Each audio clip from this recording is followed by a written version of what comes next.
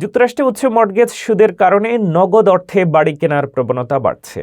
National association of রিয়েলটর্স এর রিপোর্টে দেখা গেছে ২০২২ সাল থেকে ২০২৫ সালের মধ্যে দেশ জুড়ে বাড়ির ২৯% বিক্রিতে ক্রেতারা নগদ অর্থ ব্যবহার করেছেন। মর্টগেজ সুদের উচ্চতার কারণে প্রথমবারের মতো ক্রেতা ও কম আয়ের পরিবারগুলো ক্রয় থেকে পিছিয়ে পড়ছেন। অন্যদিকে বিদ্যমান বাড়ির মালিকরা বাড়ির মূল্য বৃদ্ধি ও বাড়তি সম্পদের কারণে নগদ অর্থে বাড়ি বা বিনিয়োগ সম্পত্তি কেনার সুবিধা পাচ্ছেন। রিয়েল এস্টেট এজেন্ট হ্যারিসন পলস্কি বলেন, নগদ কেনার মাধ্যমে ঋণ খরচ এড়ানো যায়, ফাইন্যান্সিং জটিলতা কমে এবং দ্রুত চুক্তি করা সম্ভব হয়।